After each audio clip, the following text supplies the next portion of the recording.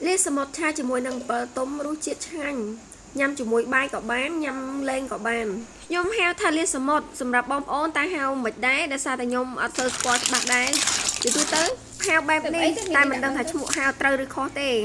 bà sân chỉ bom ôn nè để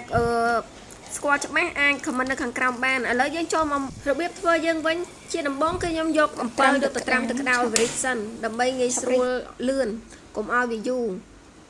ช่วย subscribe channel ខ្ញុំមួយផងបើសិនជាបងប្អូនដែលរកនឹកហូបអត់ឃើញអីអាចចូលមើលបាន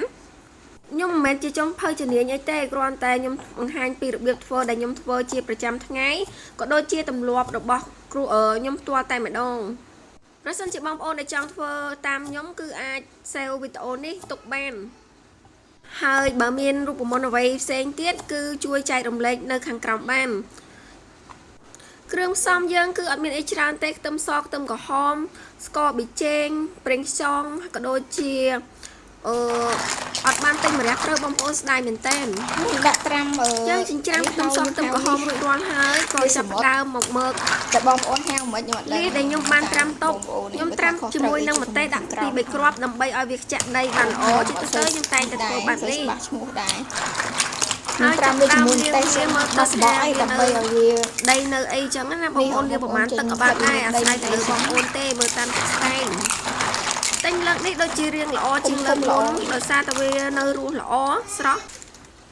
លើកមុនតែដូចជាមិនសូវបានល្អសោះសិតតែងាប់វាអត់សូវស្រស់ដូចលើកនេះពេលដែលយើងត្រាំទឹកទៅឃើញថាវាវើកតែម្ដងស្រស់ល្អខ្ញុំបង្ហាញអំពីការធ្វើម្ហូបខ្ញុំនេះមិនមែនថាខ្ញុំជាអ្នកចេះអីទេគ្រាន់តែខ្ញុំចង់បង្ហាញអំពីរបៀបធ្វើរបស់ខ្ញុំដែលខ្ញុំតែងតែធ្វើជារៀងរាល់ដងសម្រាប់បងប្អូនណាដែលគាត់អត់ទាន់ចេះអាចធ្វើតាមបានហើយបើសិនជាបងប្អូនណាដែលគាត់ចេះហើយគាត់ចង់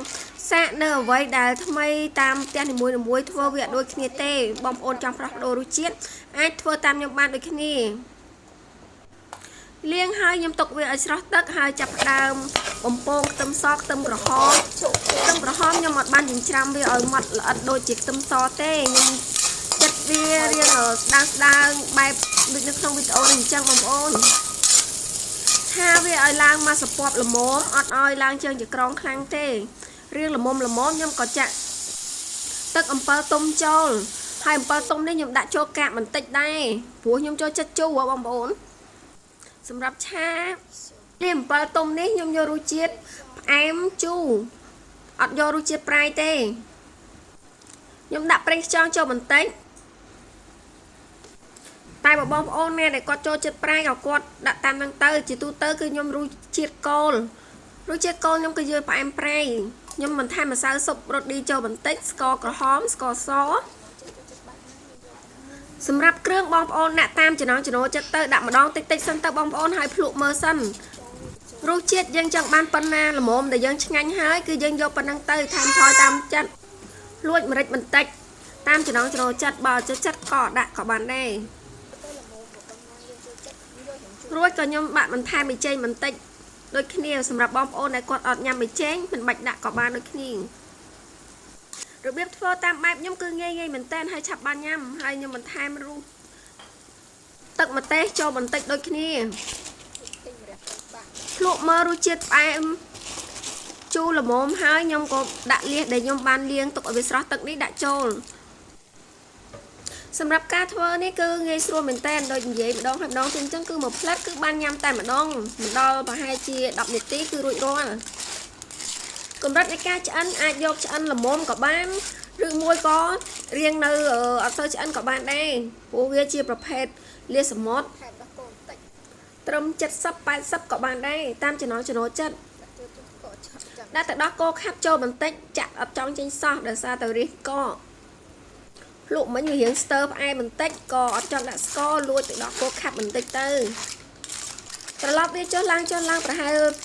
2-3នាទីទៅតាមចំណង់ចំណូលចិត្តដែលយើងមើលតាមជាក់ស្ដែងភ្លើងក្តៅតិចក្តៅល្មមអីអាហ្នឹងតាមយើងមើលតាមជាក់ស្ដែងទេ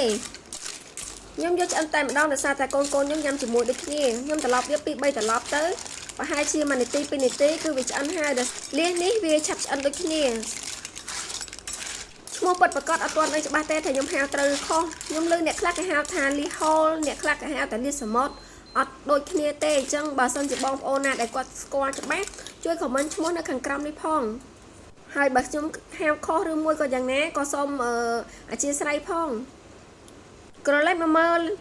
លះ